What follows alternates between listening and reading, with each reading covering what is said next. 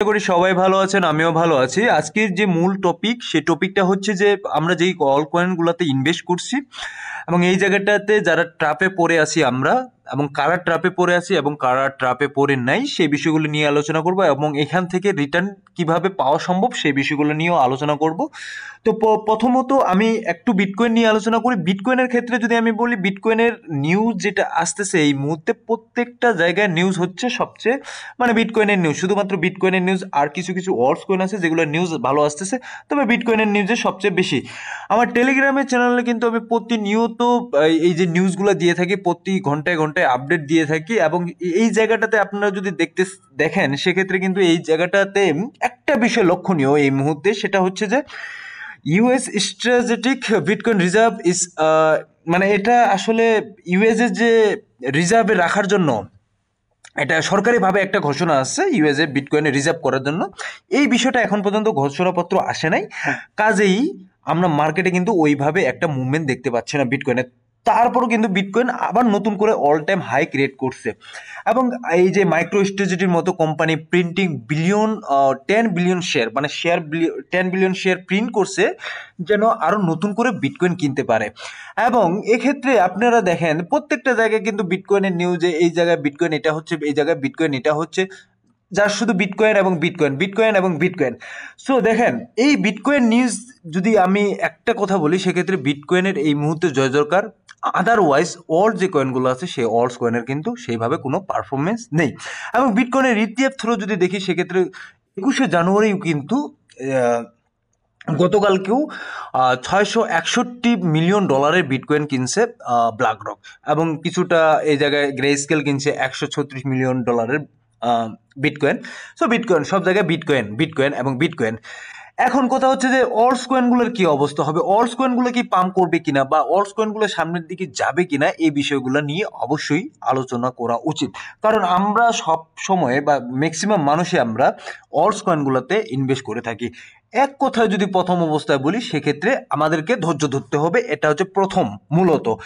এবং এখন বলবো যে কারা কারা এই অল্টস কয়েনের ট্র্যাপে পড়ে গেছেন এবং এটাতে করণীয় কি কি, এবং কারা কারা এই জায়গাটাতে অলরেডি অল্টস কয়েনের প্রফিট বের করে ফেলছেন, সেই বিষয়গুলো নিয়ে আলোচনা একটু করি। প্রথমত যদি বিটকয়েনের চার্টে যাই, সেক্ষেত্রে বিটকয়েনের চার্টটাতে হঠাৎ কেন নিয়ে আসলাম বিটকয়েনের চার্টে, সেক্ষেত্রে একটু যদি নিচের দিকে যাই, একটু বিষয়টা আমার আইডিয়া করা উচিত, আপনাদেরও আইডিয়া করা উচিত। যখন 4 আগস্ট বা আগস্ট মাসে 2024 যখন বিটকয়েন এই জায়গাটাতে একটা ল ক্রিয়েট করলো, এই জায়গাটাতে 49,000 বা 50,000-এর কাছাকাছি, দেন এই সময়টাতে আদার যে অল্টস কয়েন আছে এত পরিমাণে লিকুইড হয়েছে, মানে এত পরিমাণে প্রত্যেকটা কয়েনের প্রাইস দাম গেছে অকল্পনীয়। আমি প্রত্যেকটা কয়েনের যদি নাম ধরে বলি, সেক্ষেত্রে ফ্যান্টমের কথা বলবো, বা আদার যে কার্ডানো বা বিএনবি বা সোলানা, প্রত্যেকটা যেগুলো মেজর মেজর কয়েন আছে, সেই মেজর মেজর কয়েনগুলো কিন্তু এই জায়গাটাতে প্রচুর পরিমাণে দাম করছে। দেন এখন দেখুন এই সময়টাতে যারা ইনভেস্ট করছেন, যখন 4 আগস্ট বা আগস্ট মাসে যারা ইনভেস্ট করছেন আদার অল্টস কয়েনগুলোতে, তারা দেখুন হিউজ পরিমাণে এই জায়গাটাতে প্রফিট অলরেডি বের করে ফেলছেন। ঠিক আছে, আমি শিওর যে এই জায়গাটাতে হিউজ পরিমাণ প্রফিট বের করে ফেলছেন। এখন কথা হচ্ছে যে কারা তাহলে প্রফিট এই মুহূর্তে বের করতে পারে নাই? এই মুহূর্তে যারা প্রফিট বের করতে পারে নাই, তারা হচ্ছে যারা এই যে জায়গাগুলোতে, এই জায়গাটাতে ওভারঅল এই জায়গাটাতে মার্কেটে এন্ট্রি নিছেন অল্টস কয়েনগুলোতে, তারা কিন্তু এই মুহূর্তে একটু হতাশায় আছেন। ঠিক আছে, তারা এই মুহূর্তে একটু হতাশায় আছেন, কারণ মার্কেট এই মুহূর্তে যে অল্টস যে কয়েনগুলো আছে, সেই অল্টস কয়েনগুলো কিন্তু সেইভাবে পাম্প করতেছে না, একটু স্টেবল অবস্থানে আছে, স্টাক হয়ে গেছে। এখন চলুন একটু কিছু কিছু গাইডলাইন আছে, এগুলো ফলো করা উচিত। গতকালকেও একজন আমাকে বলছিলেন যে কাজের কথা বলুন। আসলে আমি জানি যে আসলে কোন কাজের কথা বলতে হবে বা কি করতে হবে, তারপরেও কিন্তু আমি যেই বিষয়গুলো নিয়ে আলোচনা করতেছি আপনাদের শিক্ষার জন্য, যে আপনারা শিখুন, বিষয়গুলো জানুন এবং জানে এবং বুঝে এই বিষয়গুলো কিন্তু ইমপ্লিমেন্ট করুন আপনাদের যে ট্রেডিংয়ে বা ইনভেস্টে যে জায়গাটাতে। দেখুন এই জায়গায় একটা চার্ট আছে, চার্টটা একটু মনোযোগ দিয়ে ফলো করুন। এই জায়গায় বিটকয়েনের ডোমিনেন্স, এই জায়গায় বিটিসি এবং এই জায়গায় অর্স কয়েন, ঠিক আছে। বিটকয়েনের ডোমিনেন্স যখন বৃদ্ধি পায় সেক্ষেত্রে কিন্তু বিটকয়েনের প্রাইসটাও বৃদ্ধি পায়, অর্স কয়েন কিন্তু ডিক্রিজ করে, মানে অর্স কয়েনের যে ইয়াটা আছে, প্রাইসটা আছে, সেটা কিন্তু নিচের দিকে চলে যায়। এই মুহূর্তে যদি আপনারা লক্ষ্য করেন সেক্ষেত্রে কিন্তু ডোমিনেন্স কিন্তু হাই লেভেলে, বিটকয়েনের ডোমিনেন্স, ঠিক আছে, এবং প্রাইসও কিন্তু মোটামুটি হায়ার লেভেলে আছে বিটকয়েনের, এমন না যে নিচের দিকে আছে, প্রাইসও কিন্তু হায়ার লেভেলে, অল টাইম হাই ক্রিয়েট করছে গতকাল বা গত একদিন দুই দিনের মধ্যে, এবং এই প্রাইসটা এখনো 1,04,000, 5,000, 6,000-এর মধ্যেই কিন্তু ঘোরাফেরা করতেছে। সো এই বিষয়টা দেখুন, একটা সিম্পল বিষয় যে বিটকয়েনের ডোমিনেন্সও এই জায়গায় কিন্তু মার্কেট কি অনুযায়ী বিটকয়েনের ডোমিনেন্সও এই জায়গায় ইনক্রিজ করছে, বিটকয়েনের প্রাইসও ইনক্রিজ করতেছে, অল কয়েন অবশ্যই এই জায়গায় ডিক্রিজ করবে, এটা স্বাভাবিক, যেটা চার্ট বলে, যেটা পরিসংখ্যান বলে, সেটাই কিন্তু হচ্ছে, ঠিক আছে। বিটকয়েনের ডোমিনেন্স যদি ইনক্রিজ হয়, বিটকয়েনের প্রাইস যদি ডিসক্রিজ ফার্স্ট, মানে অল যে কয়েন আছে সেটা ডিসক্রিজ কিন্তু ফার্স্ট, মানে তাড়াতাড়ি নিচের দিকে চলে আসে, এই সিনারিও কিন্তু আমরা গত কয়েকদিনের মধ্যে দেখতে পেয়েছি। বিটকয়েনের ডোমিনেন্স বাড়তেছে, বিটকয়েনের প্রাইস একটু নিচের দিকে আসতেছে, অল্স কয়েনগুলো আবার নিচের দিকে বেশি পরিমাণে দাম করতেছে। সো বিষয়গুলা এই জায়গাটাতে আমাদের বোঝার মতো কিন্তু জিনিস আছে। এখন এই জায়গাটাতে আমরা হোপলেস হয়ে যাই, আমাদের কয়েনগুলো কেন পাম্প করে না, আমাদের কয়েন কবে পাম্প করবে। যারা এই জায়গাটাতে ইনভেস্ট করছেন, আমি ফ্র্যাঙ্কলি স্পিকিং, যে আপনারা যারা এই জায়গাটাতে ইনভেস্ট করছেন তাদেরকে ওয়েট করতে হবে, উইথাউট আদার কোনো অপশন নেই এই মুহূর্তে। এখন আপনারা চিন্তা করতে পারেন যে আমরা বের হয়ে যাব এই জায়গা থেকে, আমরা বা আর মনে হয় মার্কেটে উপর দিকে যাবে না, সামনের দিকে মার্কেট আর যাবে না। তাদেরকে আমি বলবো আপনারা একটু এই জিনিসগুলো লক্ষ্য করুন, কিছু বিষয় আসলে বোঝার আছে। এই মুহূর্তে যখন দেখবো যে অল্স কয়েনের যে চার্টটা, এই অল্স কয়েনের চার্টটা কিন্তু এই জায়গায় লক্ষ্য করুন, অল্স কয়েনের চার্ট এই জায়গায় কতটুকু, এই জায়গায় এখন না, এই মুহূর্তে এই জায়গাটাতে আছে 52%। সো এই অল্স কয়েন কতদূর পর্যন্ত গেছিল, 84%, 86%, সেখান থেকে কিন্তু অল্স কয়েনের যে এখন চার্টের যে ইয়াটা আছে সেটা হচ্ছে 53%-এ আছে, ঠিক আছে। সো এইখান থেকে যতক্ষণ পর্যন্ত অল্স কয়েনের যে চার্টটা আছে সেটা উপরের দিকে যাবে না, সেক্ষেত্রে কিন্তু আমরা এই জায়গাটাতে ভালো একটা মুভমেন্ট পাবো না, সেটাও স্বাভাবিক ব্যাপার, ঠিক আছে, এটা কিন্তু স্বাভাবিক ব্যাপার। দেন আরো কিছু কিছু বিষয় আছে, এই বিষয়গুলো আমাদের লক্ষণীয়, সেই লক্ষণীয় বিষয়গুলো একটু আলোচনা করি।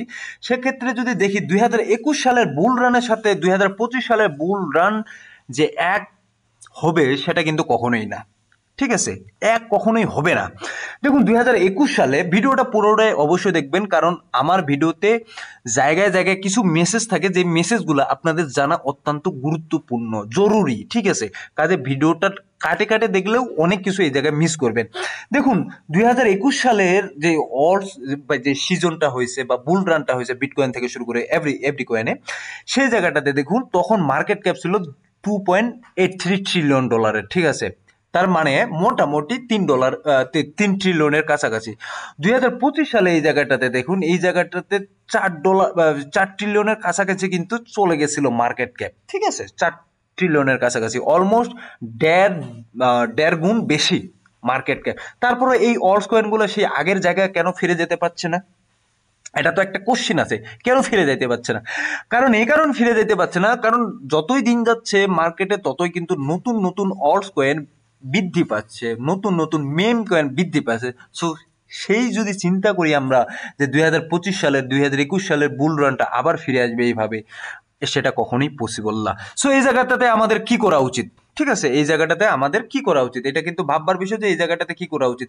একটা জিনিস লক্ষ্য করুন, আমি এই চারটা আমি বার করলাম কারণ একটু দেখার বিষয় আছে।